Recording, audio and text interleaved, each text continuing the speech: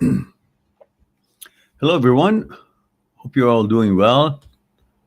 Let me know if you can hear me. I was trying to go earlier than the scheduled. However,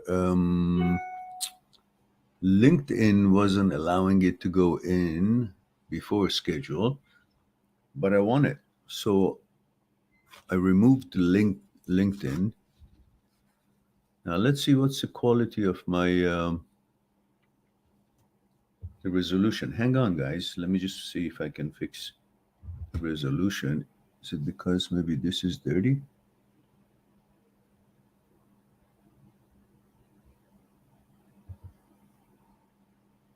It's better, isn't it?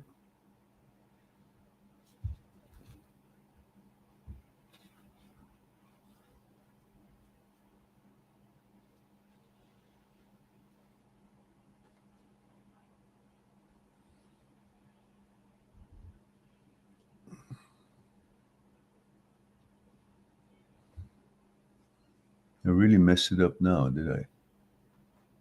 Hang on.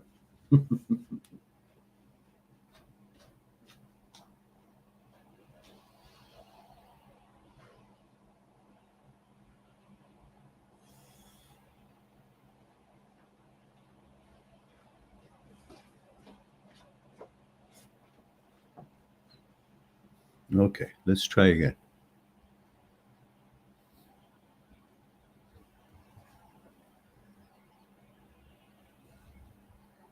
That should do it.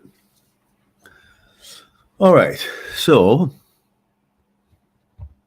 if you guys can let me know if you can hear me well and if you can see me okay. And as I usually prescribe, which I don't usually prescribe anything because I'm not a doctor, but I prescribe this. If you can't see me, please make an appointment with your ophthalmologist. If you can't hear me, with your ear doctor. And maybe you get the vax out. Otherwise, let me know if you if you're connected. Now, let me see who we have here. We have uh, we have Seb 2307, male Cyprus 18. How can you deal with overthinking and catastrophizing? Catastrophizing. Okay, I got it. Let me read everyone's hello and then we'll get back to you right away. Ed Clark is here, says male UK 35. I recently ended a relationship with a girl who was 22. The age gap was starting to be an issue. Now I'm wondering if I have left it too late in life to meet someone to have a family with. And you're 35, right? No, you're perfectly fine. I'll get back to you as well. And Seb says, oh, Seb is repeating himself. See, you're overthinking right now. Thinking that, oh, maybe he didn't see my message. Maybe he's ignoring it. No, I saw it. And Mo Rec says, hello, hello, Mo. And please let me know age, gender, where you're tuning in from. As usual, that's our protocol. And Aaron Swigmej, and or however, I hope I didn't butcher the name, which I might have. Says, hello, Aaron. I bought the book You're Not Your Brain from Jeffrey M. Schwartz. Aha, good. And it's really amazing. Yes, it is. It says, thank you for recommending this book, a male 22 from the Netherlands. Excellent, Aaron. And Mo Rick just laughs. Lygia is here. Says, hello, it sounds good. Hello, Lygia. Thank you very much for that. She's the only one who responded to my request if you guys can hear me and see me well. Obviously, she doesn't need to go to an eye doctor or the ear and nose and throat doctor because she can hear and see me. Now, let's go to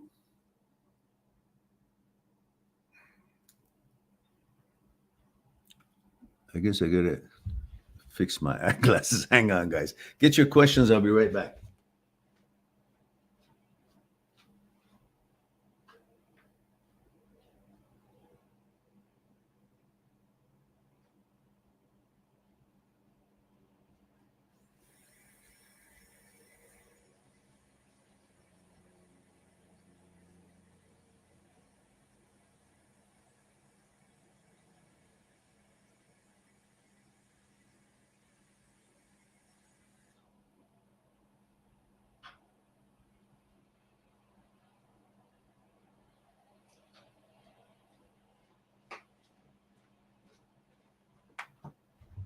All right, that should do it too. So we are halfway there. Okay, so let's go to the first question we had. Male Cyprus 18. How can you deal with overthinking and catastrophizing? Look,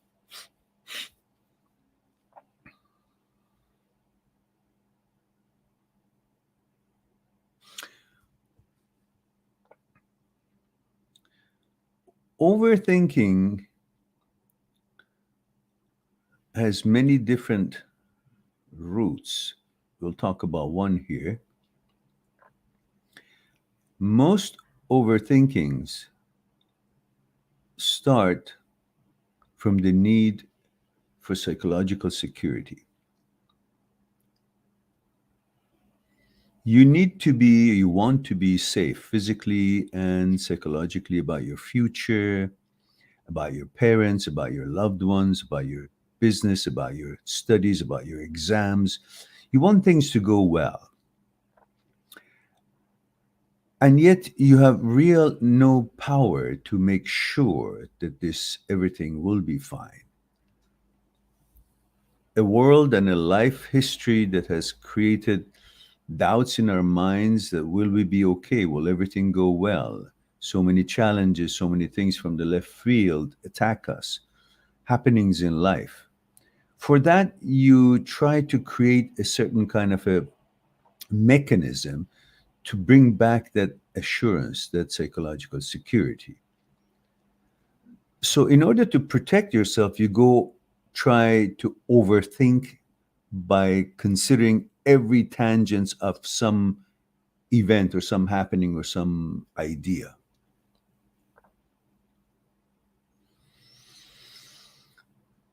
These are all naturally, every human being does that. Just want to make sure everything goes well. The problem is that the brain doesn't know the difference between virtuality and actuality. So when a thought comes to your mind, and it could be intrusive, it could be negative, it could be something worrisome, something about, I don't know, your parents' health or some project or some exam or some date you want to make it go well and all that. That negative intrusive thought that starts, you go in the brain and try to come up with different scenarios how to combat that, how to deal with that. And you go deeper and deeper and you find different tangents and different possibilities and different remedies, and you consider all that. For a second, you may feel comfortable as your reactions to that intrusive thought or negative thoughts have been enough to assure you that everything will be okay. But because this is all virtual, there is no actuality to this negative thought. There is no real basis to this negative thought. It's only out of necessity for psychological security. You're trying to create a secure environment for your thoughts, for your brain. So, to reduce worrisome, you're doing that. But there's no actuality in real life that is attacking you, or there's no issues as such as the intrusive thought or the negative thoughts that has showed up in your head. So what happens here? You've come up with all these tangents and remedies and you feel okay, but suddenly you're not. You think you got to continue. Why is that? That's why you go repetitive thoughts, continuously overthink. Even though you finished all the tangents of that chapter of thinking and you're satisfied that things will be okay momentarily, but a second later or immediately, you still feel it's not enough. Why? And that's what causes you to overthink, continue overthinking, because you didn't get the result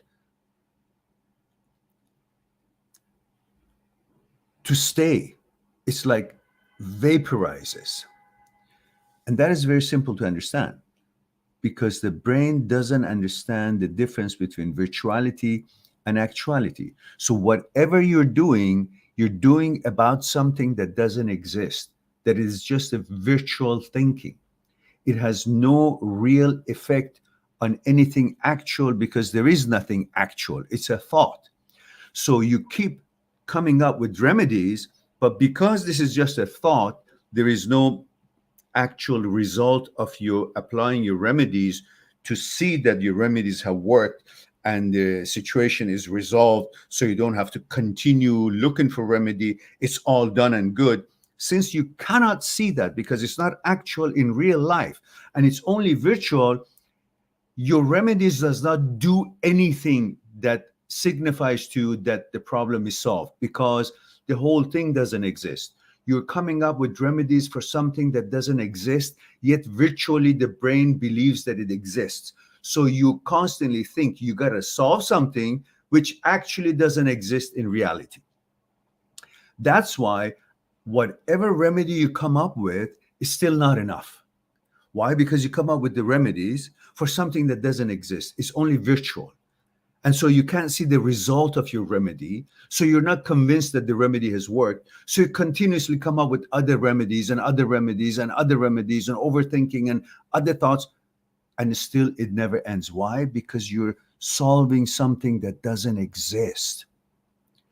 So in order to stop this is not to continuously coming up with remedy for an intrusive thought or for a thought that is negative or overthinking about something, is to recognize that the thought doesn't exist in reality. It's a virtual thing, and the virtual thing can never harm you. So you just drop it. It's like somebody throws a virtual, invisible, fictitious egg to you and says, catch. And right away you believe it because it's something thrown and it's called egg is coming. You're not waiting to see if it's true or not. You'll just go to reaction and you try to catch. And supposedly you think, I caught it. But then it's like not recognizing that there's nothing here and keep holding it as if there is something. When a thought shows up that is negative and you're overthinking of it, instead of continuously going through to solve it, and when it doesn't, you keep going for the overthinking, you got to focus that this is not real. I shouldn't do anything about it.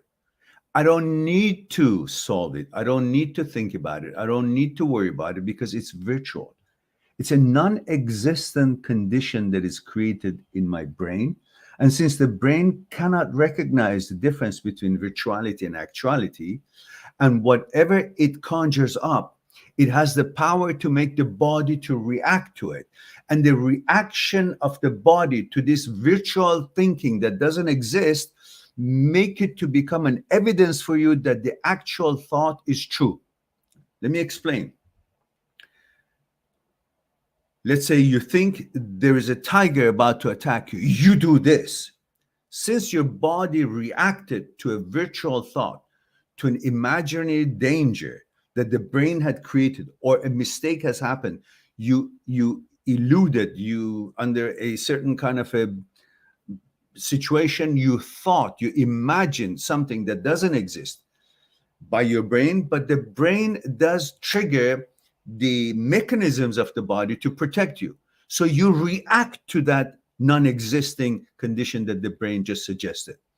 But that reaction of your body becomes an evidence to you that that suggestion of the brain is actually true, even though it's not. Why? Because you say, my body reacted to it. But you quickly got to go over that and say, look, even though my body reacted, it's not something real. It reacted because it's designed to react in case there's a danger, and it's not going to wait to see the danger being true to react. It saves me first and then wonders if it was true or not. It doesn't care. But first reacts. That reaction of a thought that the brain creates should not be an evidence to you that the thought to begin with, which is that doesn't exist, was an actual thing. So for that reason, you will stop continuing the overthinking because you know it's just a virtual elusive thinking. There's nothing real about it. That's where you can stop overthinking, by focusing that this is a thought. It's not going to harm me. It's not real. and it's not going to do anything to me, and I need not do anything to it because it's all fictitious. But the brain cannot tell the difference that this is fictitious. It takes everything seriously. That's why we have mental difficulties and challenges, because what shows up in our brain to us is real, because that whatever shows up in our brain makes the body react in a certain way, and that certain way of reaction makes us think that the thought is actually an actual thing, not an elusive virtual thing. So by focusing, that will allow you to stop the thinking, stop finding a solution, stop finding a remedy, stop going through the tangents and figuring out what can I do to debunk or defeat or countermeasure this thought that is a danger to me, that is a negative, or catastrophizing, as you mentioned it here. So believing in the thought that it's catastrophe, giving birth to catastrophe, believing to a thought that it's just thought and it's not actual is the problem. Don't believe the thought that shows up. Ask for evidence. And the evidence is not the reaction of the body to the thought, because the body reacts because the brain has such a power to make body react without you really thinking about it. That's your protection mechanism. So, and when you keep doing this, it goes beyond your judgment and it becomes attached to the habit center, to the point that the brain no longer is capable to recognize this is a habit rather than something you have to react to. It reacts without considering what it is. So the habit center and the brain thought becomes one, and it just functions as one mechanism, one behavior. So you need to reinforce to yourself that this has become my habit to continue overthinking, thinking that overthinking will remedy the negative behavior or negative effects of the overthinking or these negative thoughts on me, on my day, on my mood. And I'm trying to bring a psychological security against something that I think is danger, but it actually doesn't exist because it's a thought. Focusing on the fact that this is a thought, not actuality, will help you to drop this whole business of overthinking to solve something. Why do you overthink? You overthink to solve something, to remedy, to save yourself, to stop it from happening because it's a negative thing.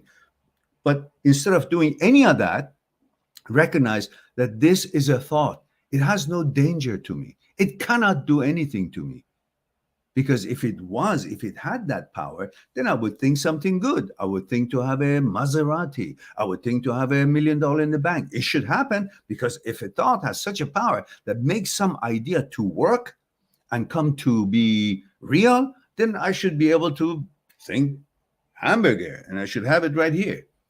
But I don't, no matter how much. But when it's a thought of snake may show up, suddenly my amygdala goes into work and tries to protect me, and I don't care about if it's true or not. Just the fact that the idea is in my head, I got to get that idea away because I'm afraid of the idea. Don't believe the idea. Idea is nothing. It's a thought. It's virtual. It's not actual. So recognizing the virtuality and actuality and difference between them will save you from going through the labyrinths of creating all these overthinkings and tangents and remedies and so on and so forth, trying to solve something. I think I have a video on this topic. Let's see. Overthinking.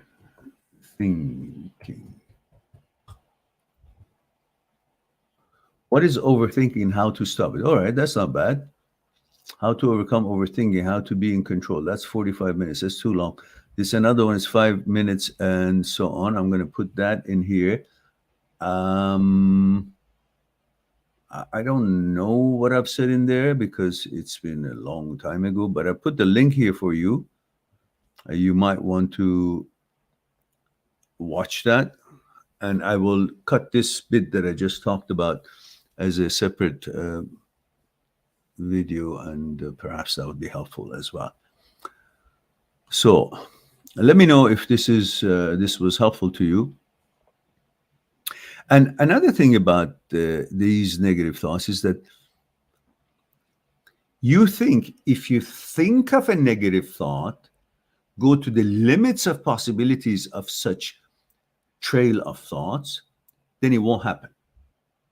If something bad is threatening you or your family, or a thought has shown up, and you think, if you think about it thoroughly, as far as it goes and as bad as it can get, and imagine all those, you think it will not happen because you thought of it. Basically, you're creating something negative in order to avoid something negative in reality happen. That's a mental belief, but it's nothing real about it. So the best thing is to recognize that this is a negative thought. It's a thought to begin with, and it can have no effect on me whatsoever, because I, and only I, you, every one of you, are the only one in this world that can allow any thought ever becomes a reality and actuality. Otherwise, thought on its own by itself can never become anything. Doesn't matter what the content, it's all irrelevant. As long as you don't believe it that it's an actuality, because it's not, that's the truth, that's a fact, then it will not bother you. But because of your mechanism to protect yourself and keep all the evils and all the bullshit away, all the negatives away, you rise up to solve an idea that was uttered in your head by the brain, which really is neither here nor there at all, because the brain has no smarts. It's not intelligent. It's just a machine to create thoughts, and creates all kinds of it. And in order for you to be sure that nothing happens to you, you create all these negative scenarios, and you run through them, because you think, if you think of something negative, then something negative would not happen because I know about it. That's a game that we all play to create that psychological security, which is really never attainable. It's just waste your time and puts you in different mood, negative mood. I hope that's helpful to you.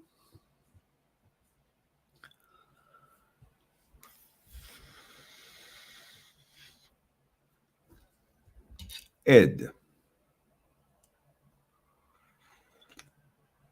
Now, before I go on, as you can see, we address things on this channel. It's not a teaser. You ask a question, I go all out, do my best to answer it as best as I can. So as you can see, the channel is not focused on just a little bit to entice you to come and make an appointment with me or whatnot, or to sell you something. For that reason, I dare to ask you guys to promote the channel. Talk about the channel on your social media, on your wherever it is that is possible for you, chat lines or whatever, however you communicate. Because this channel, as I've heard it from hundreds and hundreds of you yourselves through email, through comments, that its content is very genuinely thought through and is very helpful, and it's second to none. I've heard that many, many times. If it's true, the bloody hell, get off your asses and just promote this, because YouTube doesn't do that, and I don't know how to do it. If you want it to continue, well, the channel needs to be having more subscribers in order to be viable economically, and also, motivates the fact that we're doing something good for people. People can enjoy it because it can reach to people, rather than simply have growing with the speed of a snail. And so I am frozen right now. What happened? So, having said that, I hope that you guys will not forget and promote the channel however you can. Ed says, male, UK, 35. I recently ended a relationship with a girl who was 22. The age gap was starting to be an issue. I really don't think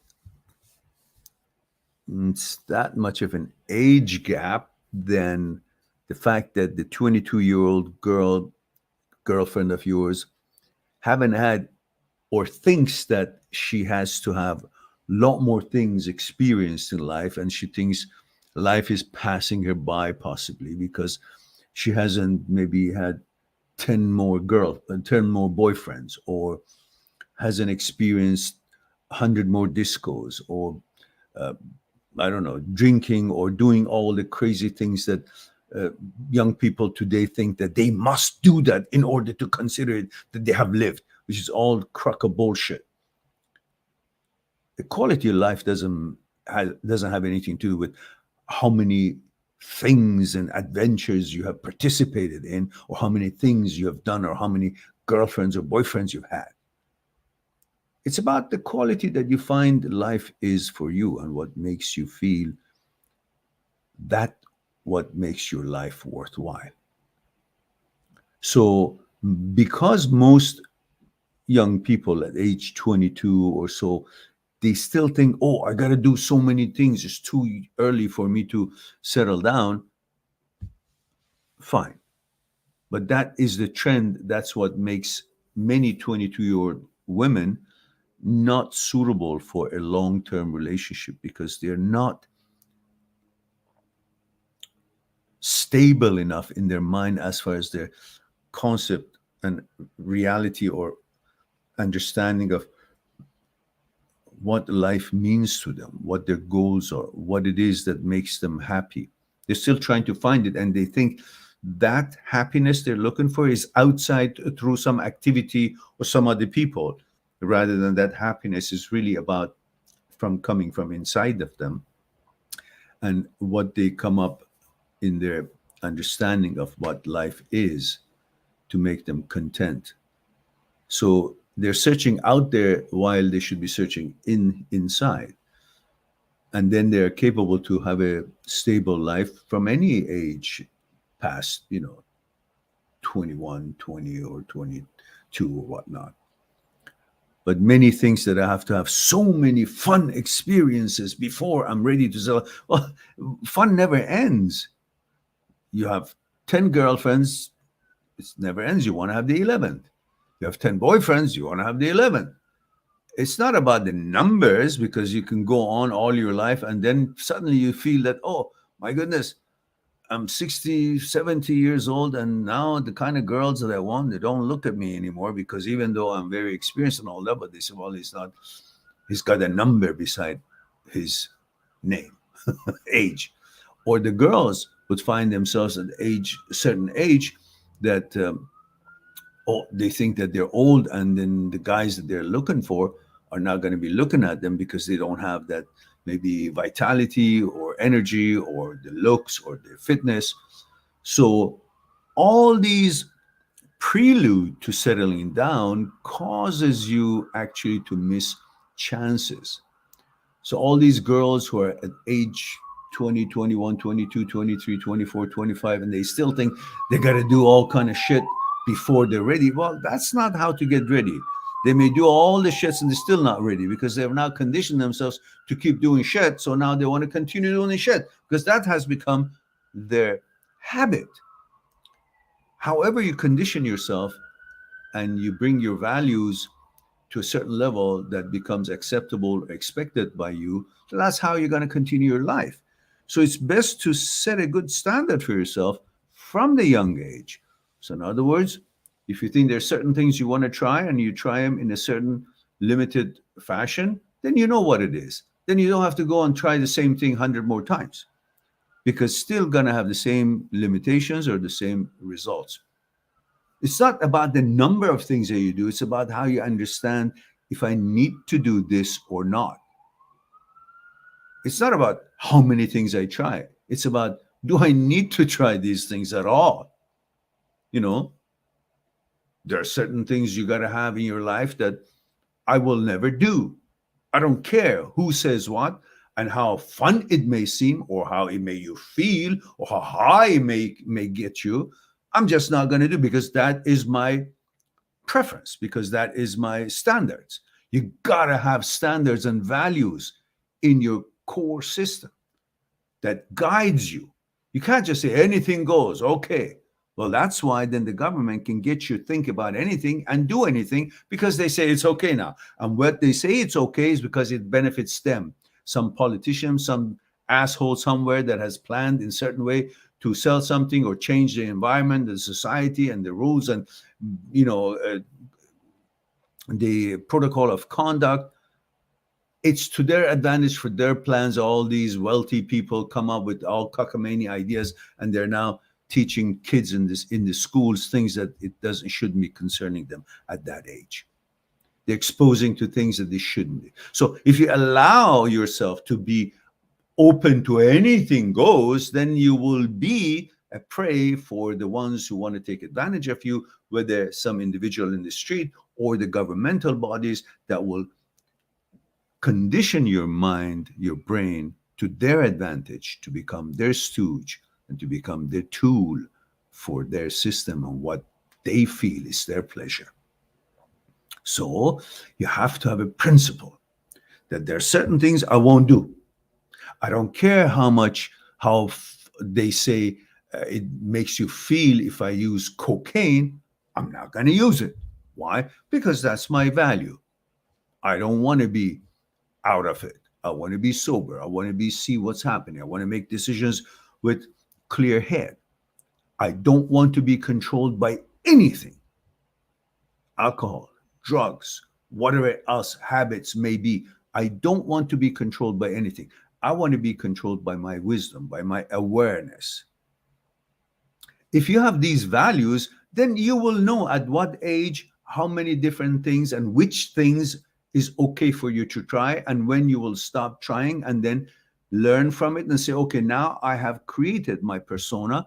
I know enough to know what I want in life, and I'm ready to maybe build something, or maybe I don't know, have a relationship, a long-term relationship, committed relationship, or I want to continue my career, or I want to continue my research, or I want to, I don't know, what are sports, whatever it is that you want to do. But there has to be a time for you to figure it out based on certain things that you think is necessary for you to help you to figure things out. Rather than, oh, well, it's fun, so I want to do this too. Oh, I haven't had enough fun. Well, fun never ends. You will always, because every fun is good. It makes you feel good, right? But you got to focus on the fact that what makes you feel good must also be good for you. If what makes you feel good is not good for you, then that should not be considered as something you want to do. So always remember, it's not enough that something makes you feel good. It has to make you feel good and also good for you. Drugs maybe makes you feel good. Many say so, but it's not good for you. Alcohol maybe makes you feel good when you use it in excess, but it's not good for you. Every drop of alcohol is going to kill cells in your liver and your brain. So nothing good about it. All these, mind enhancing substances, they're all not good for you. They may make you feel good. So you have to understand there's a difference between feeling good and if what makes you feel good is also good for you. That's what should be one of the rules that you would set for yourself in order to create that healthy lifestyle and experiences that necessary and experiences that are not necessary, so get on with your life as wholesome as you can. All right. Now, having said that, coming back to Ed, says, I'm wondering if I have left it too late in life to meet someone to have. No, you haven't. You're 35. If usually men have their best time in life between 40 and 50. So you still have time to find the right woman. And usually women of 26-year-old and up would not count out, would be very interested in a 40-year-old man because they feel he's wise enough, he's experienced things enough, he has created a career, he can provide now. So it's a safe bet, possibly. And he has had enough experiences and ups and downs in life that he can appreciate a woman as he should. Anyhow, if you find one at age 30, great. if you guys are mature enough that you can see life as it should be, as it is, your preferences and your standards are all figured out, great.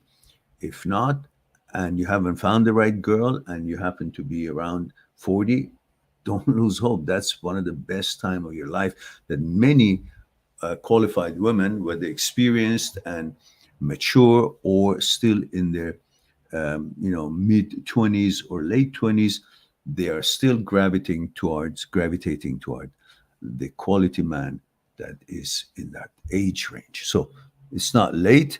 Be patient and don't forgo your standards and expectations until you find the right one. And if they're just beautiful and fit and sexy, that's not enough to make a good relationship with. The relationship is made in your consciousness. When the consciousnesses are on consciousness level, when two people are bonded on conscious level, then they will have a chance to have a longer relationship and more serious relationship. Otherwise, that beauty and sexuality is important, very important, but it shouldn't be the only thing because it never works on its own alone. It doesn't. If that was the case, then all these gorgeous women in Hollywood and the handsome men in Hollywood, they should have, when they get married, many of them have, they should have stayed for a long, long time, but they don't. They get divorced. Why? Well, they're both good looking.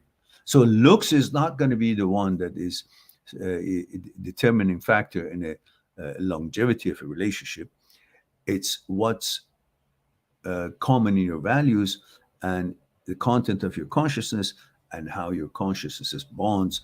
And that's the level where love takes place and the relationship gets solidified. Okay, having said that,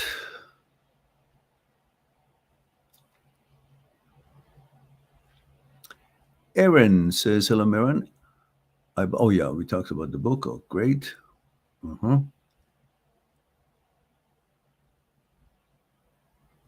Aaron says you're solving something that doesn't exist. Wow, wow, wow. Thank you again. You're amazing.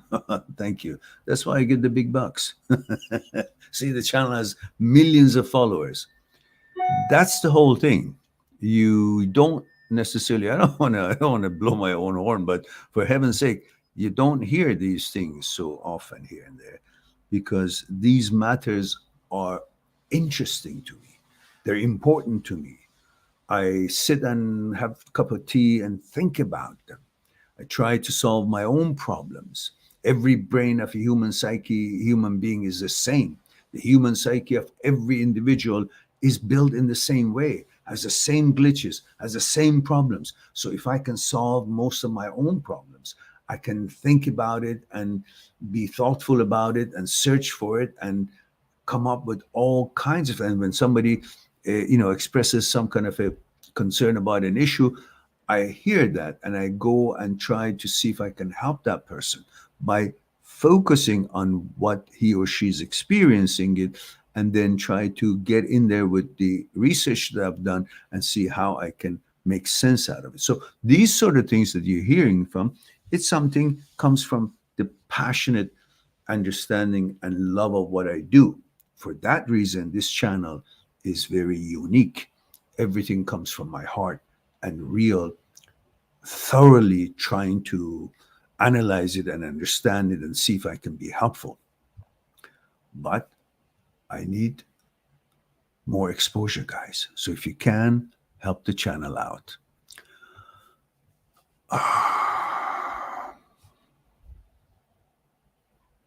Old school said, Ed, I'm 38 from UK and feel the same way. Oh, okay, you're talking to Ed. Ed, where's Ed? Do we have Ed? Oh, yeah, there's Ed. Okay. All right, so you're talking to Birthu Barua says, male 35 India. So what's your take on so-called popular concept of law of attraction? Oh, you can sit here and keep saying hamburger, hamburger, hamburger, hamburger. It's not going to attract your hamburger to just come here. You got to get off your ass and go and get the meat and get the buns and cook it and so on. So it has to be thought and idea plus action. So you can't just be thinking, oh, I want a girl this way, that way, looks this way, educated and so kind, so nice. Well, you got to go out and meet and talk and go for tea and, you know, discuss things, see if that meets your standards, what's the content of each other's consciousness, and see if it's, compatible or not. Then you get somewhere. But beyond that, the law of attraction is really talking about when you have an idea, figuring out how to get to that idea, find the pathway, things is necessary for you to accomplish so you can pave the road to get that idea to come to fruition, and persevere on that, continue on that, then that whatever it is that you're hoping for, you will achieve it. Meaning, have an idea, find out how to get to it, take the steps necessary, and continue, persevere. Otherwise, everybody sits and daydreams. Oh, I wish I had a horse. I could go to championship and this and that. And that's nice fantasy. But then you need to study or get a good job, get some money, go buy a horse and train, learn, and so on, work with it, and then go to competitions. It can happen. But the law of attraction, it doesn't mean just think about something and hope it will happen by itself. Think about something, take the steps necessary, get off your ass and do what it takes and work hard and then get it done. The rest is just story. It's good to be positive about everything that you want to accomplish, but that by itself is just part of it. But it's a necessary part of achieving what you're setting out to achieve. So that's, I have to add that.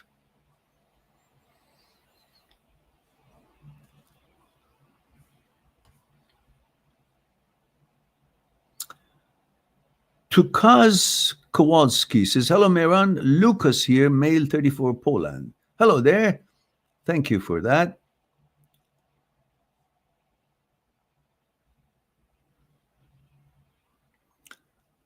Ayushman Seth says, you're doing God's work, sir. I'm highly thankful to you, sir. Oh, my pleasure.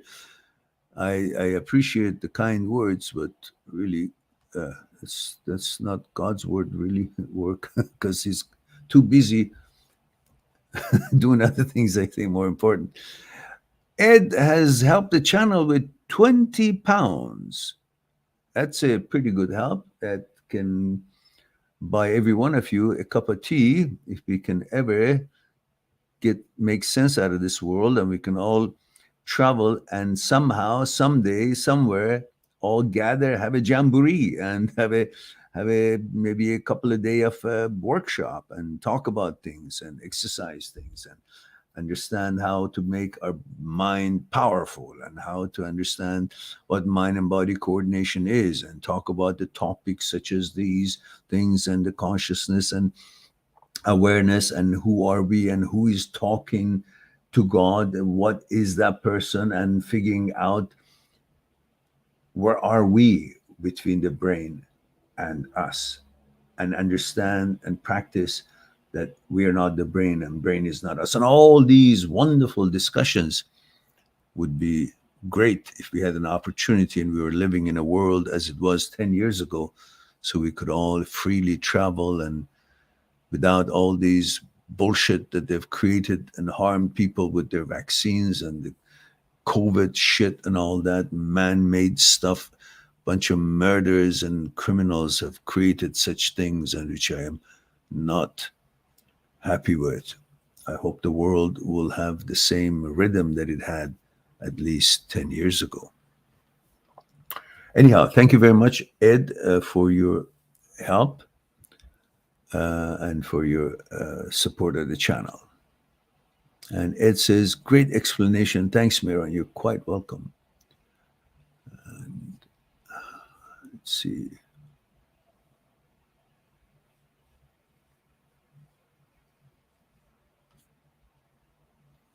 Lygia says, don't lose hope. Okay, Lygia is talking to Ed. That's great.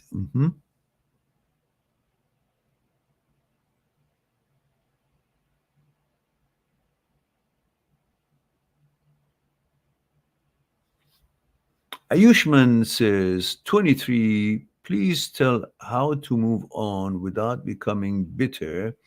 I'm finding it hard to trust and connect with other girls. After breakup, it's been 1 year since breakup. I feel like making girlfriend is waste of time and effort. Really? What else is there in this life if you don't want to have a girlfriend? What? What do you do? What's your motivation to get up and go to work? We men are motivated by women, by woman's need to provide for her, to protect her, to take care of her, to be kind to her, to love her, and to be her companion.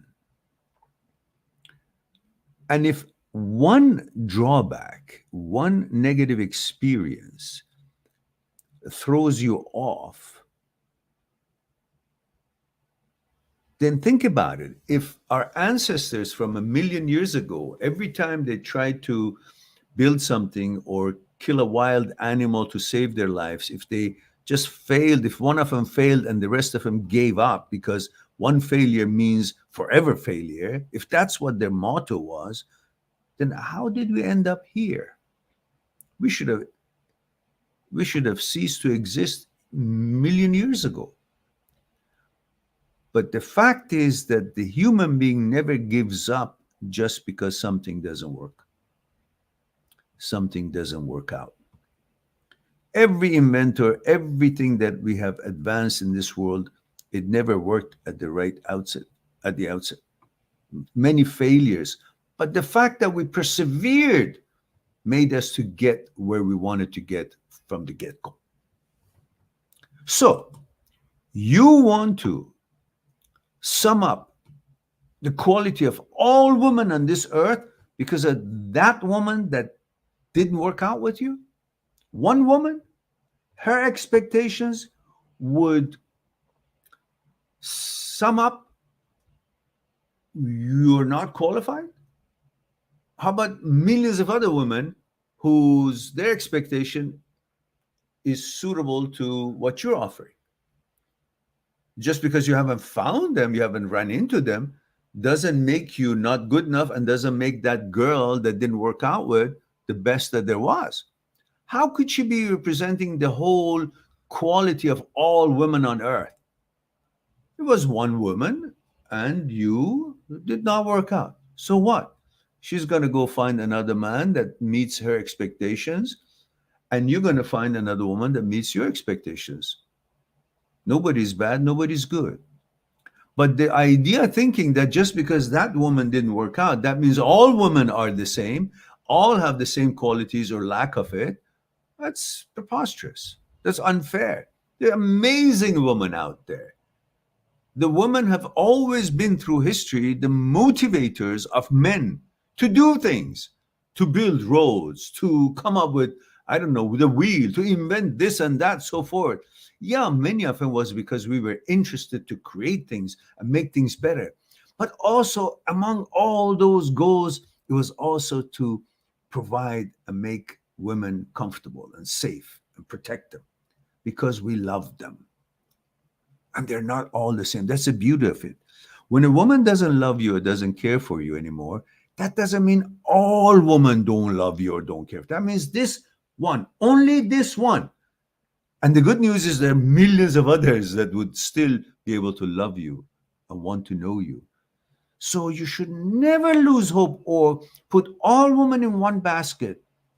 Some of them could be assholes. Does that mean all women are assholes?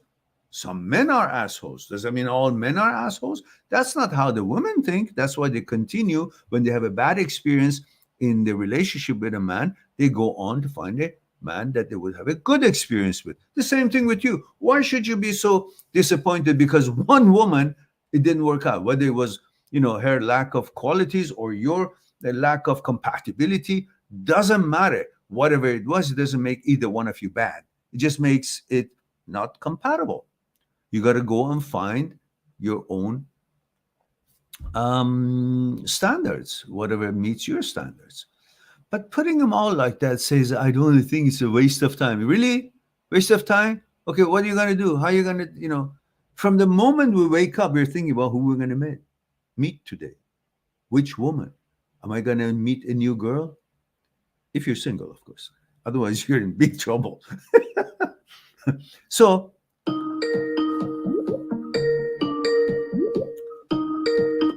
sorry about that, guys. I... So, one moment, please. Let me just cut this off and close this. So, a moment.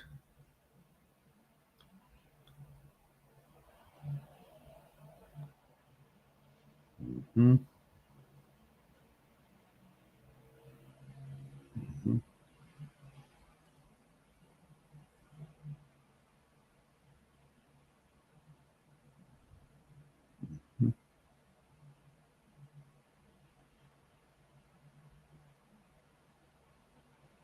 Okay, sorry about that, guys. Let me close this. So, as I was saying, so you need to be patient and continue your search, and don't judge all women as far as this relationship was, right? And you're at what? You're what? 23 years old. And at age 23, you think you've met all the women that could meet your standard. At this moment, you hardly know yourself and what your standards would be 2 years from now. You're still learning. So you don't have enough criteria for what kind of a girl is the right girl for you. So be patient, finish your studies if you have, then continue your career seeking and be more successful and get to know by yourself, experience different tangents of life. And by the age 28, you kind of know who you are, what you're looking for. Then you have a certain kind of a criteria for the woman that you're looking for. Otherwise, uh, what do you expect? Right now, the woman that you get is what? You're 23, she's probably 20, 21, 22, 23, same age. She still doesn't know where she is, who she is. So her um, judgment about you and your judgment about her or by yourselves, it's not credible at the moment. Just deal with whatever you have to deal with and keep going until you're old enough to know really what you're all about before you know what kind of a girl you really want to be with. And don't ever put all women in one pedestal, in one, in one pedestal, in one box or one group. Every single flower is different. All right.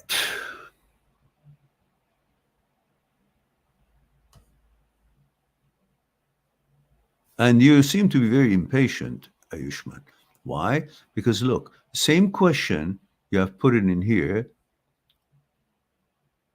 One, two, three, four, five, six, seven, seven times the same question. So that should answer your question that you're just being very impatient. And to Kaz says, Marin, I feel very comfortable being alone. To Kaz, how old were you? I got to go back to figure it out. 34. Tukas says, I feel very comfortable being alone, doing all by my own. It is very good starting point, but I feel I need someone. Of course, we all do. Do I have to be worried about search and be active or be calm and no effort? No, you must make effort. You must make effort. But don't think your effort should be to find a girlfriend.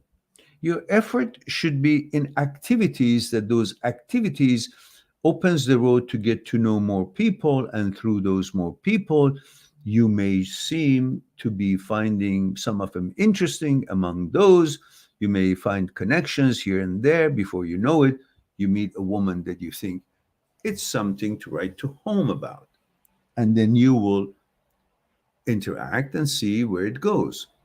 But sitting on your butt at home and hoping that somebody with high heels and all polished nails and very pretty and very educated and very compassionate, very loving and very faithful and committed would knock on your door, that's less chance than winning a lottery, which has maybe 300 million to one odds. So get off your ass and go be active in some sports that you like, in some activities, in some social events, and meet people, talk with them. But don't talk with every woman as if she's going to be your girlfriend, and don't choose them and then be disappointed. Just talk to be friends. And among that, over time, you will see which one of these friends would deserve to be something far more, or not that deserve, that you're compatible enough to go further than just being friends. Many people get along and they fill a certain void in each other's lives, but that doesn't mean they are supposed to be boyfriend girlfriend. It just means they're good together as far as friends and sharing the events of life and sharing the experiences of life, and that's pretty much it. You don't have to make a romantic situation out of every interaction. Ah, let me fix the representation of my hometown. There we go. My adopted hometown. There we go. Now we can see this is where I love to be. Uh-huh. That's that's Hawaii. We used to have a few people from Hawaii joining our live. I haven't seen them for a while. Column says 27-year-old. Oh, before that, we have Seb says HOCD makes me feel like I'm attracted to a certain person, causes lots of anxiety. That's what HOCD does.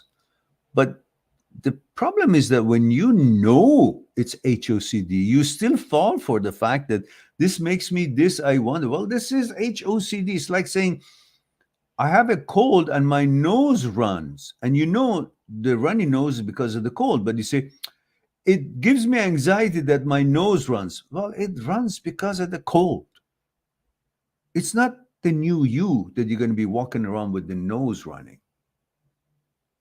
HOCD, when you realize, according to your knowledge and study and research, that this is HOCD that makes me react or feel or think this way, then no longer it matters how it reacts or makes you feel or think that way. Because you know it's not you, it's HOCD. It's a malfunction, it's a disorder. And then you deal with that through the ways that the psychologists and psychotherapists, such as and um, I forgot his name. That's funny. Hang on.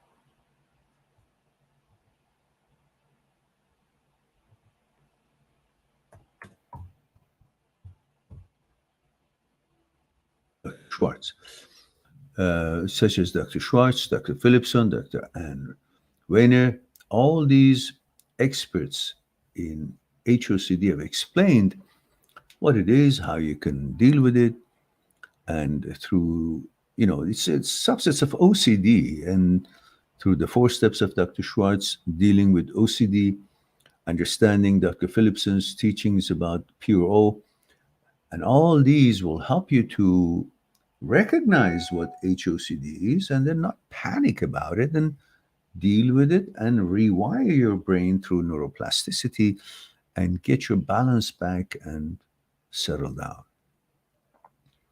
Many parts of our body and mind, many parts of the body gets into turmoil here and now and then and falls into some kind of a glitch.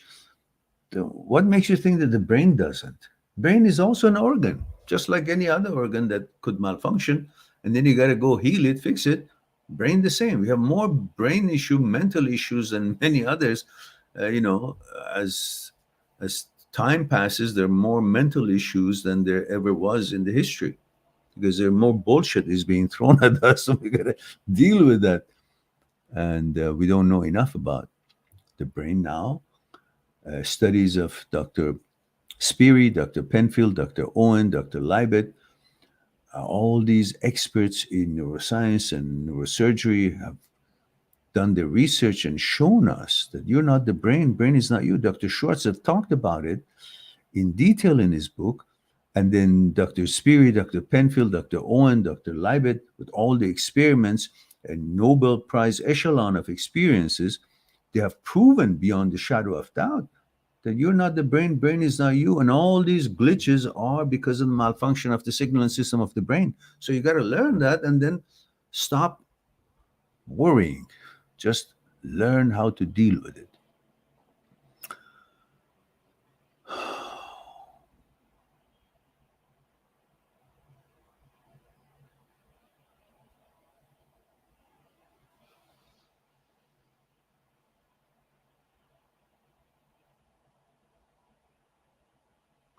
Yes, column. That's right. You don't become thoughts. And you know, if you notice, column, you from now and then you try to assure yourself by bringing up these comments. You're actually asking for assurances. I'm trying to tell you, stop asking for assurances. Just don't respond to the bullshit of the brain. Just know that this is a glitch and then how you should deal with it every time that such thoughts show up. And then you go through the steps and you deal with it to rewire your way of thinking rather than every time that such thought shows up in your head, you become unstable and needs reassurances and need to hear it again. That's all for reassurances. Just stop reassuring yourself. Say, okay, whatever the hell. I live by my vetoes and choices. So it doesn't matter what idea, suggestion, images shows up in my head. It doesn't matter how it affects my body. It matters that I have the ultimate power, and that is I live with my vetoes and choices. Doesn't matter what shows up in my head. I, and only I, my awareness is the only one that can decide what I do, what I don't do, what I engage with, that I don't engage with. It doesn't matter how what suggestions. It's no different than other people in the street keep telling you, oh, come on, smoke crack, it's really good. You live by your choices and vetoes. Doesn't matter how many times, how many people suggest something to you. Same thing with the brain. It doesn't matter what it suggests, how many times intrusive thought shows up. You live by your vetoes and choices because that's the ultimate power. Those people keep uttering and suggesting cannot make you do anything. When you know that's not in line with your values, you will not comply. Same thing with the brain. It can keep saying and keep bringing all kind of images and, torturing you. But you're under they have no power to make you do anything. You do have the power. And that's your exercising your vetoes and choices. So relax. Shelby says, I'm fed up with my HOCD. Thinking it's all over, finally, new things are coming. I'll never be back to my normal self. I don't know how to deal with this anymore. This is your normal self. There is nothing wrong. It is a normal thing when something hits our head and we choose yes or no. It doesn't matter how many things negative or contrary to your values shows up in your head. What matters is what you decide on that suggestion. That's why you're never in danger. It doesn't matter. You don't have to. You don't need to expect these thoughts don't show up. It shows up in everybody's head one time or another in what different persistent or continuity in different people. But everyone has intrusive thoughts. All kinds of nasty thoughts shows up. That is not an anomaly. What you need to do to understand that this is normal. This is what normal is. Human psyche is fucked up. And this fucked upness This is a new word now, guys. Put in the dictionary. This fucked upness of normality it is, of the brain is the actual normal way of human psyche because it has these glitches and it's not advanced to the point that it can um, separate itself from this so-called glitch. So it happens. That's part of a normal psyche. But the other thing is that it's not about not having intrusive thoughts. It's about understanding what intrusive thoughts are and how to deal with them. And it can show up to the rest of my life. I don't care. Why? Because I know what it is. It's like I pass by and I see someone who is crazy on the corner of the street. I don't care how many days I pass by. When I see that person, I know that person is crazy and it doesn't bother me because I now know what it is. So when intrusive shows up, you don't have to say, well, I'm normal when no intrusive thought shows up anymore. No, you're not normal then. You've you're weird because brain is not smarts. It is subject to all kinds of fluctuations and glitches and disorders. But you knowing about these characteristics of the brain that can malfunction and so on is what makes you someone who is in control of this apparatus. Like any other apparatuses, it malfunctions. Knowing about it makes you be normal. Not knowing about it, believing it, falling for it, and following it, that's the problem. That's the sickness. That's not being normal because you believed in something that is not real. But these glitches showing up, but recognizing what is a glitch, what is your choices, and the fact that this is not in line with your values, that's being normal. Like if I'm walking in the streets, some people are doing some things that are not in line with my values, knowing that they're doing something that is not in line with my values, it makes me in control. But I can't expect say, oh, when I walk in the street, there should be no one who does anything wrong. Well, some people are robbing somebody, some people are making improper advances, some people are using certain kind of a language or behavior, somebody is taking their pants off. These are all things that I cannot control, but knowing that they're not in line with my values then helps me to make the right decision and choices and vetoes. And that's what being normal is. So don't expect that not to make you not normal. You are normal, but you got to exercise your knowledge to be able to negotiate your daily life, including the glitches in the brain. Hussein Lightwala says, 21 male, India, says 2 years ago, breakup happened. I didn't find any GF, any girlfriend. But 2 years ago, a breakup happened. I didn't find any girlfriend still. And whenever I see any girl, I compare it with ex-GF who cheated me on me and see that she is physically more good compared to my ex or not. Okay, that's on you. What do you want me to say? Don't do it. That's what I say. Don't compare other girls with your ex. Why? Who's the ex? If the ex was good enough, why is she ex? If the ex was compatible to you and compassionate and loyal to the relationship, if you guys were binding unconscious level, then she wouldn't be an ex. And if she is an ex, then why would you compare a newcomer to an ex that is no good for you? Why would you compare it?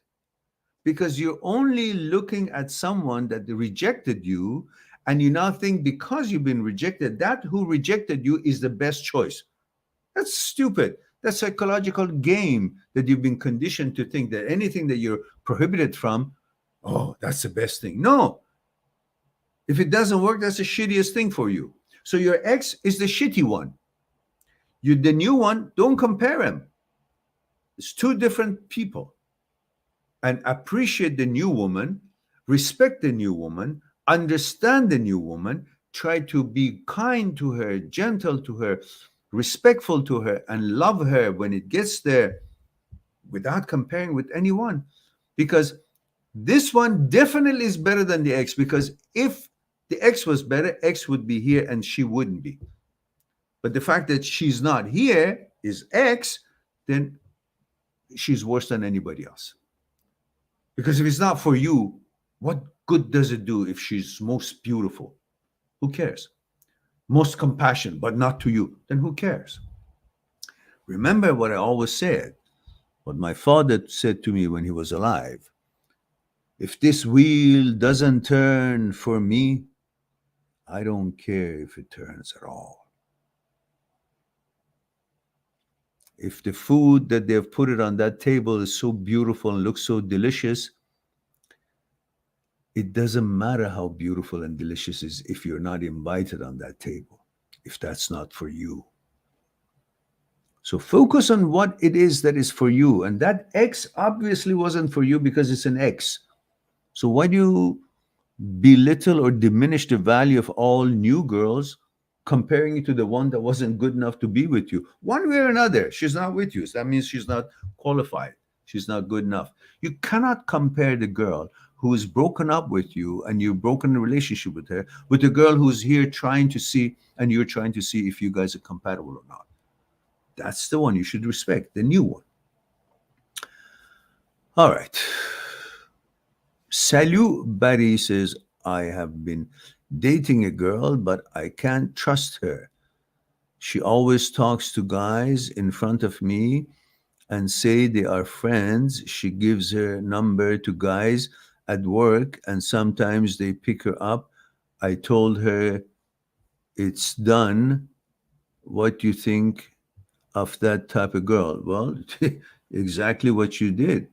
Thank you very much, but no thanks. I'm not interested to be in a relationship with a woman who keeps looking for other opportunities and options and gives phone number to this and that, wants to befriend this guy and that guy. That's not normal. If she had some friends that they were not intimately together and she still interacts with them before she met me, well, that's normal. Fine.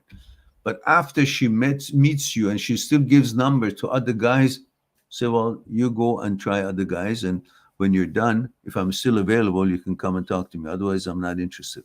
That's the end of that. And Brito Baru says, you missed my question. No, I didn't. I remember. Oh, here it is. It says, male 35, India, how to develop laser sharp focus and live in the present moment. What practice I have to do in a daily basis to achieve this? You need to meditate. And I have meditation on my channels. Just put the word meditate. It will come.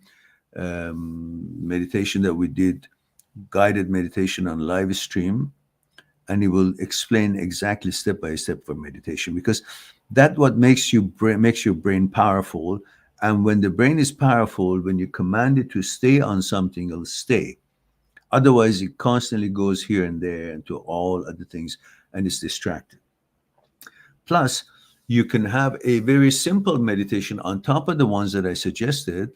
When you're sitting somewhere and you're not busy doing anything, practice focusing on the flow of the air through your nostrils and see it, feel its movement through your nostrils to your lungs.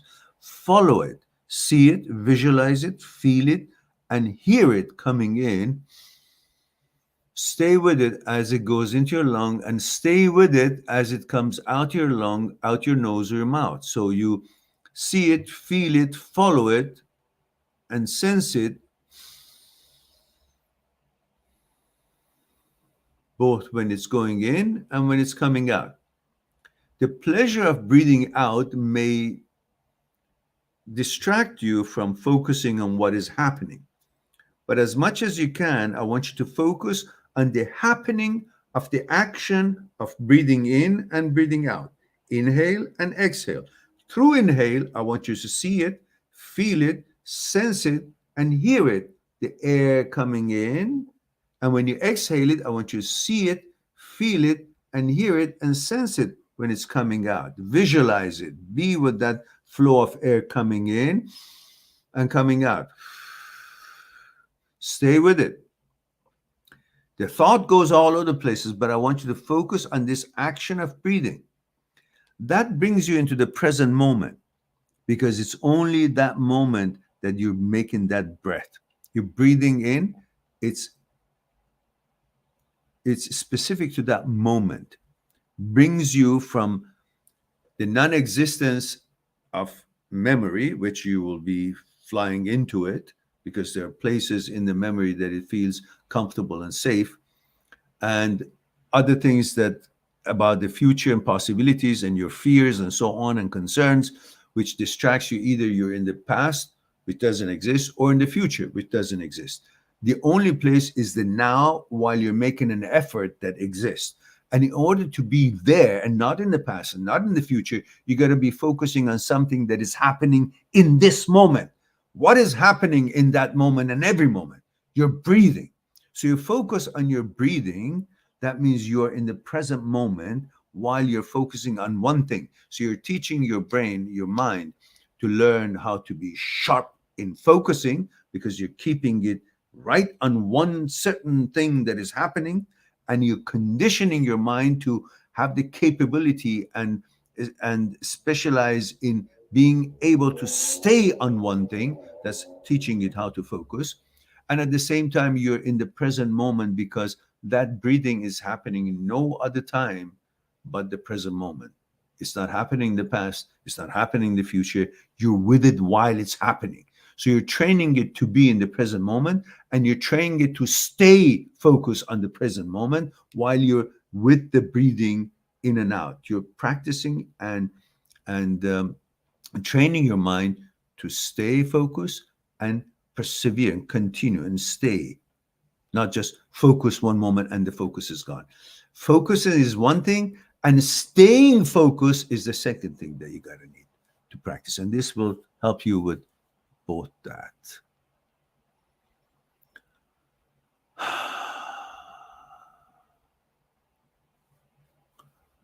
Pertu, I don't need to put the link. You just go on my search engine and put word meditate, and a number of them will come up. And also the breathing for anxiety is also very good, brings you in the present moment. For example, sometimes when you are, something's stuck here, okay? What is going on here? Sometimes when you want to be in the present moment and you're not, you're either in the memory or you're in the future, or you're fearful of something or concerned about something. You need to bring yourself in that very moment. So what you do is started with this. You do a double breath. You know, we have two breathing systems. And one of them is for long breathing, normal breathing, pre-Butzinger complex. And the other one is parafacial nuclei system, which allows you to manipulate your breathing, normal breathing. In other words, you can breathe while you're laughing or crying. That's a parafacial nuclei system that is allowing you to manipulate breathing. And pre-Butzinger complex is the one that allows you just normal breathing as you usually do, long or short. So in this way, you're using the parafacial nuclei and you breathe double instead of one. You breathe one, and then on top of it, one more time, and then you hold a few seconds and you let it out slowly out of your nose or your mouth, whichever you like. That will shock you out of past or future or any confusion, bring you right in the moment. And then you continue with focusing on the normal breathing, as I mentioned, to focus on the flow, be with the flow of the air coming in and out afterwards. And then you will learn and teach your brain to stay focused and how long to stay focused and be in the present moment. So you can do this one that I'm going to do with you 2 or 3 or 4 times whenever you need to bring you to the present moment. And then you continue with maybe 5 minutes of, or 2 minutes, 3 minutes of focusing on breathing and being with your breathing happening at that moment. So here's what it looks like.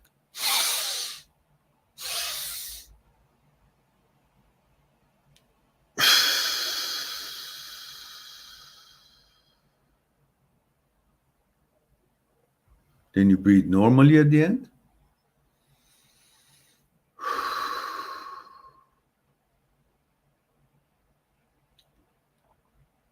What this does, calms you down, relaxes you completely, and at the same time,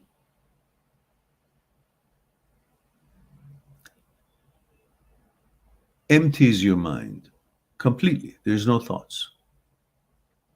We used to do this through 1 hour of Misugi meditation, which was when the students, maybe 30, 40 of them, all sitting down or more, and the masters or the instructors and some of the students having a certain bell. It's a Japanese traditional bell Misugi that they would ring the bell with a certain chanting of a positive word. And then as the ringing would change the speed and tone, the chanting would also follow the speed of the ringing. And this would continue for 1 hour at least, and sitting on your knees, which is very painful when you're not used to it. But that whole thing keeps you away from any other thoughts but enduring the pain on your knees and synchronizing the rhythm of the bell with the chanting. There would be nothing in your head. By the time you finish, it is a peaceful place in the world you have never experienced. Everything is empty. You don't exist. You're one with the universe. You and nature are one, and you feel totally safe and confident and powerful, and as if you have become one with the whole essence of life. Very assured and very safe. Now, that same feeling that lasts for a long time, we used to do that once a year when I was in university.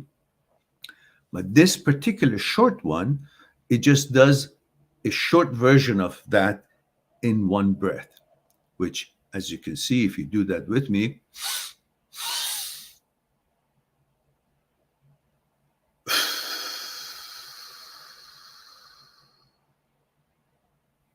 and breathe normally.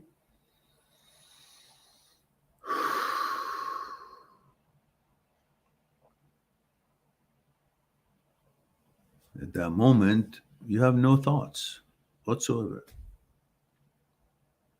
And you just enjoy it like I'm doing now. I don't want to talk anymore. Who are you? Where am I? So that should help you out.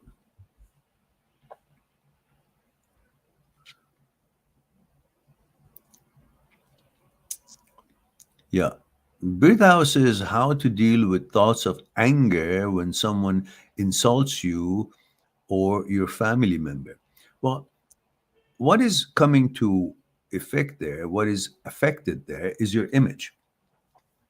You have been conditioned to have a certain image, and the society and parents have created a certain image for you that you are what other people think of you.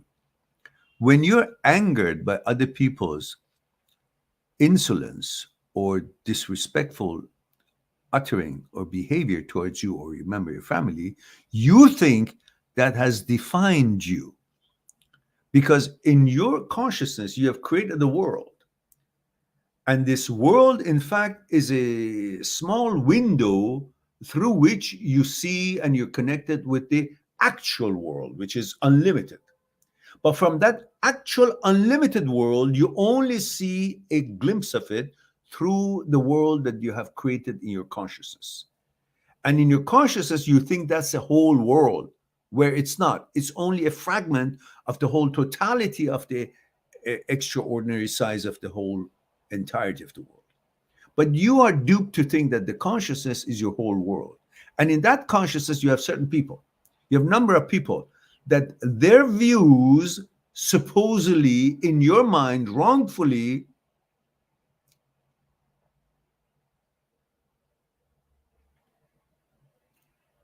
identifies you,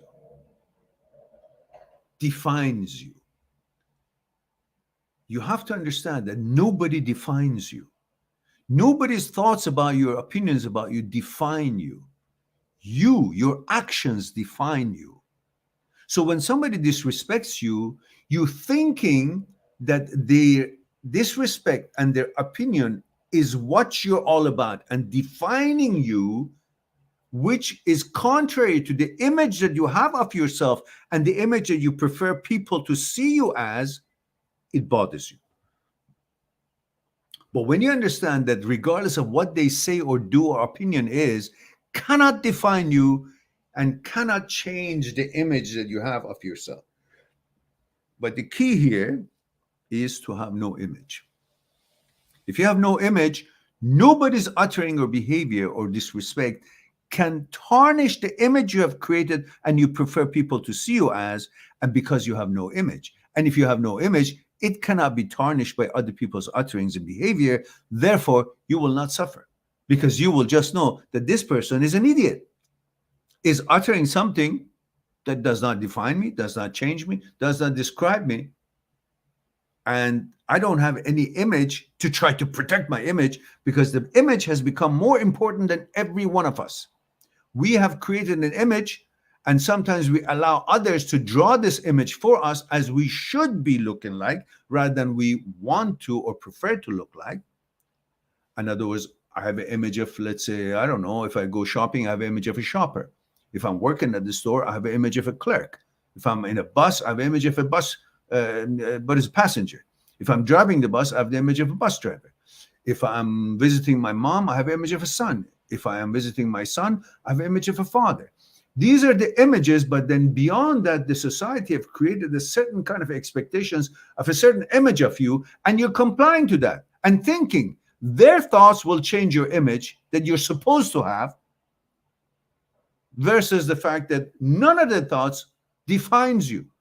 And you should not even have an image. Don't give a damn about what kind of image the society has wanted you or conditioned you to have, and simply live without an image. That's when we are free. When we don't have an image, and you won't be bothered by somebody saying something about you, thinking that it is disrespected what? Disrespected the image that you had created of yourself in your own mind. And you're allowing that someone's uttering to actually destroy the image that you have created. How? It has no power. But you give it power. You believing the fact that they can alter your image by their comments and uttering is the power you give them. Give them no such power. Do not believe that their uttering can actually tarnish your image, because it doesn't. It doesn't have such power. And second, you try not to have an image at all. What is it there for them to even be able to have a chance to tarnish? Nothing.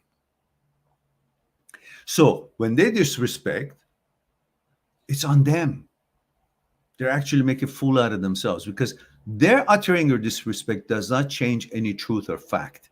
But in your consciousness, your small world that you have created with a bunch of people in it, and them being one of them, you think what they utter is changed the value of you because it is part of your world. No, it's a fragment of the world the actual world is. So expand your world, increase the number of people that you know, socialize with more people, then therefore these particulars in your head, their utterings would not mean shit to you, because you've got so many other people that have created the world that you have created in your consciousness, which in fact itself is still a fragment of the totality of the world that is out there in reality and actuality. And you will see that this puny thing coming out of a puny fragment of the entirety of the universal consciousness cannot really mean anything to harm you, bother you, or make you upset or damage your family or yourself or anything. It's just someone uttering something no different than a donkey's ass farting. That was the most wise sentence I could finish my talk with. All right.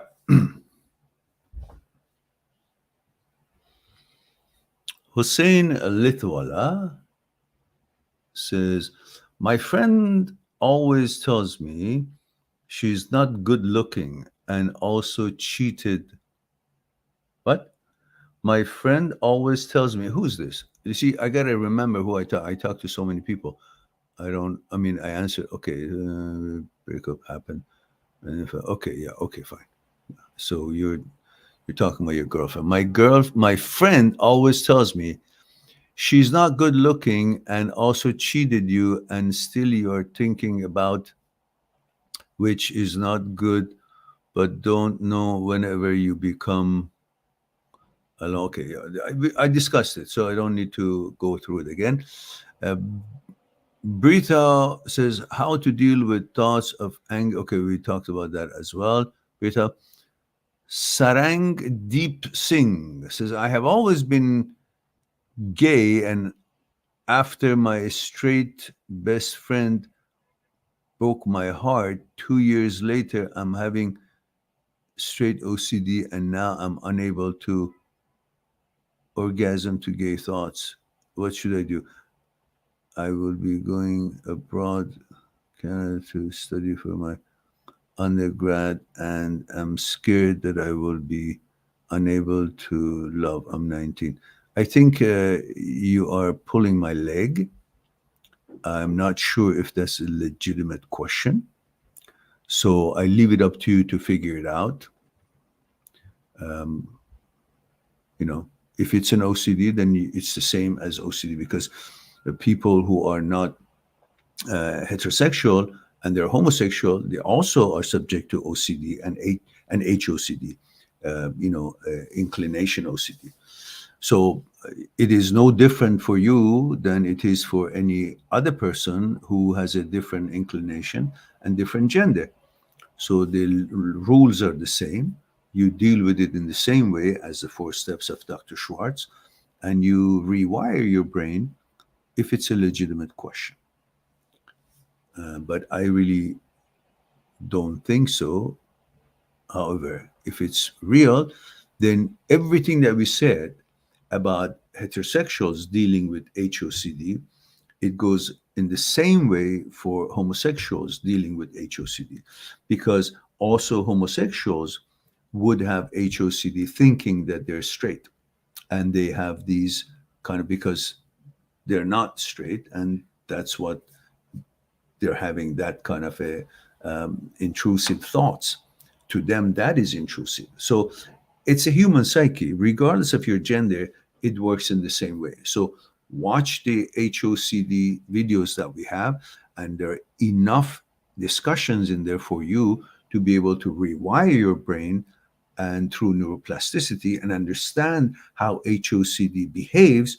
And so you will have the same information and understand that you live with your vetoes and choices, not by suggestions or thoughts that appear in your head, because that's a glitch in the brain that we all have one way or another. Whether you're this gender or that gender makes no difference. We're all human beings. We're all subjected to this malfunction of the signaling system of the brain, which involves the amygdala, involves striatum, involves the caudate nucleus, prefrontal cortex. They're all having the malfunctions, and one affects the other. And so we go through it in the same way. So please watch all the videos on, or some of the videos that you prefer from the title on the HOCD, and you'll gain enough information. And you're always welcome to go on my site, make an appointment with me for Skype chat, and we'll discuss what's concerning you one on one on Skype. Here's the link for my Skype appointment system: www.mindthatseekstruth.com. All right. Okay. Looks like met, we have answered all the questions. And unless we have any more, Rob D says you missed my question. Rob, let's go find yours. Rob says, Hi, Meran. I was dating a beautiful woman last year, still gutted, still gutted. She walked away for no reason. She wasn't over her ex. I'm worried so much that I will be single forever and never find love again. Come on now. If you were here and had your motorcycle helmet on, I would bash you on the head with the ugly stick of mine. And you know how dangerous the ugly stick is. What kind of nonsense is that? How old are you, Rob? You forgot to say that. Give me that info below. This is so silly you talk like that. Unless you're 95 years old,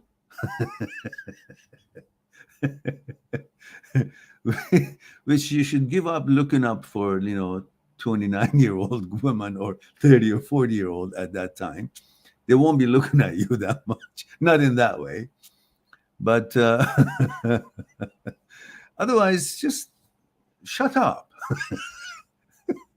What nonsense you're talking about. Now, tell me your age.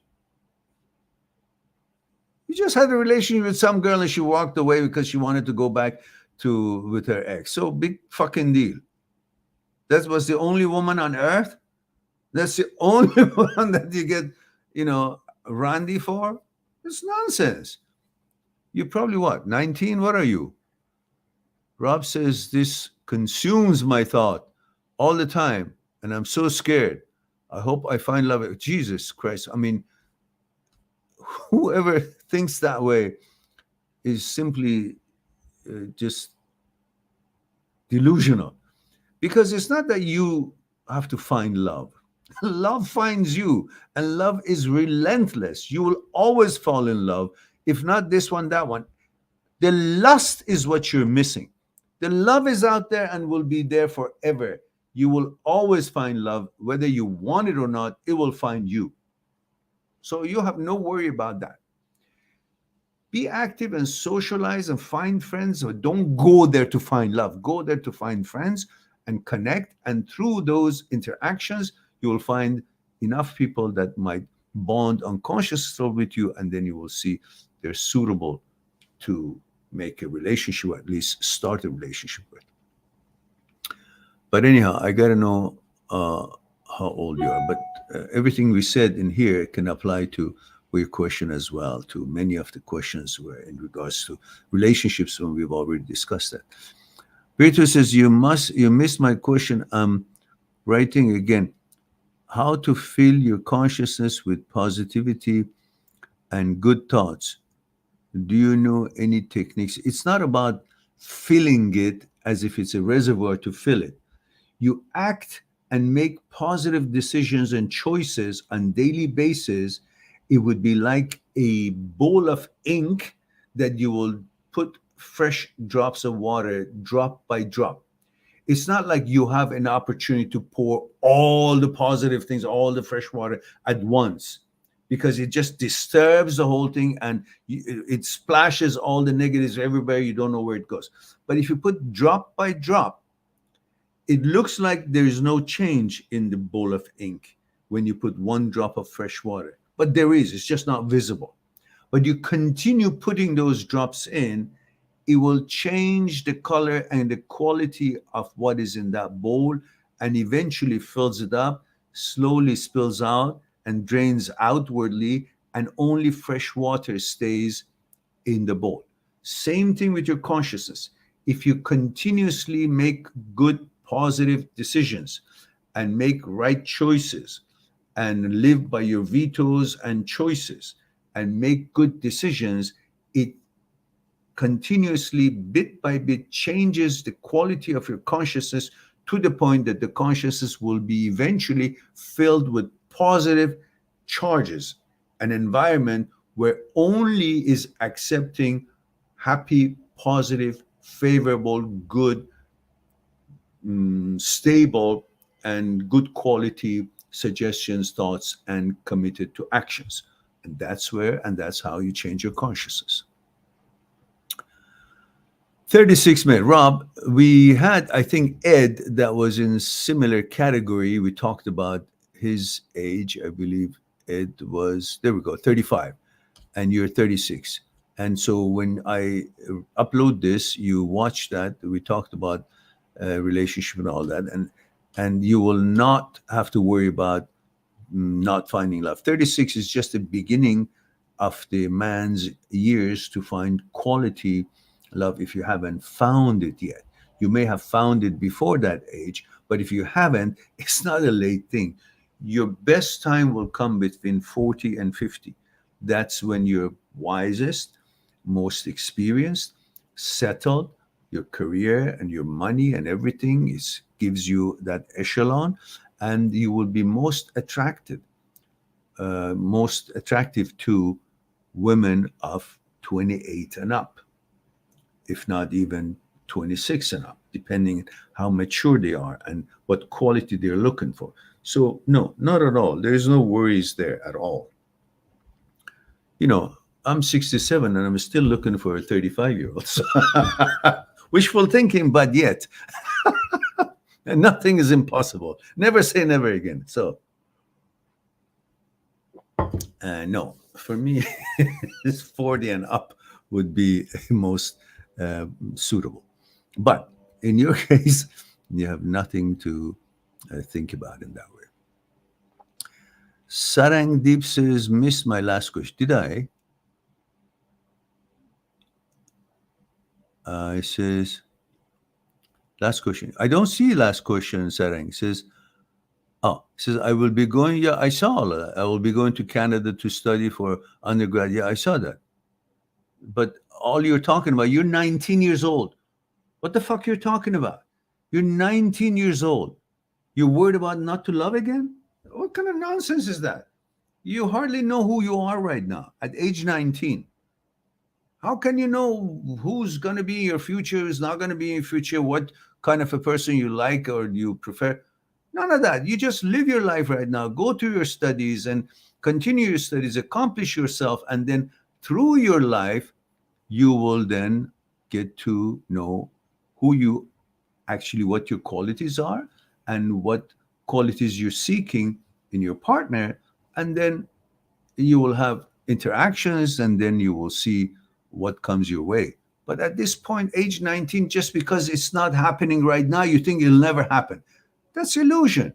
Just said something because it doesn't happen, it's not happening right now, doesn't mean it's not going to happen. It's like standing in front of the ocean and say, oh, there's no ships in the ocean. Well, there's no ships because that's how far you can see. But there are ships in the ocean.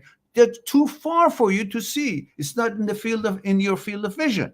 It doesn't mean there's no ships in the ocean.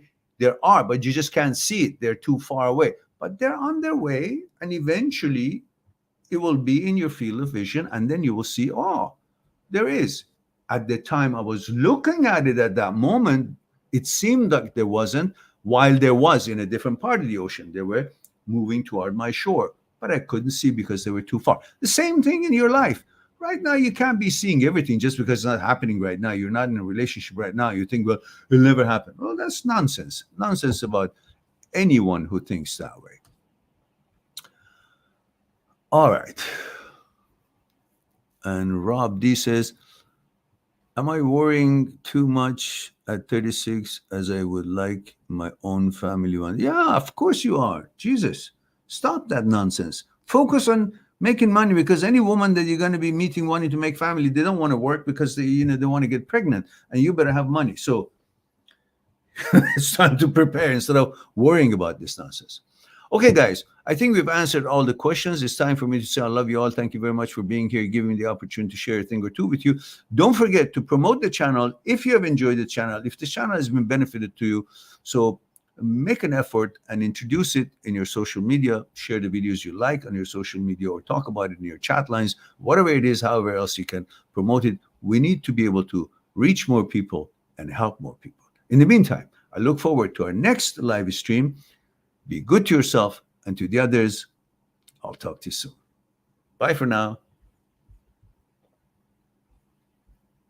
Subscribe on my channel, visit my channel, and go through the videos that you might be interested in. Mind@seekstruth.com, making it one step away to talk to me one-on-one on Skype and discuss what's concerning you. I'll talk to you soon.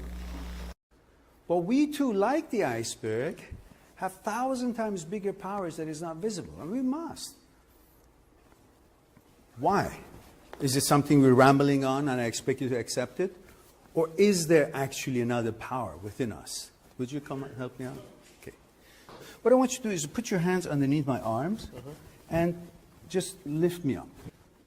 There we go. Okay, now, that's my physical part, right? Same thing, again, with just want to see if there's any difference. Go ahead. Now, go ahead. Now, this, go ahead, when you're ready. Go ahead. So you see, this is different than what he was doing, and I'm not really doing anything. You convinced? Yeah. So are you guys convinced that there is something other than, thank you. Thank you very much.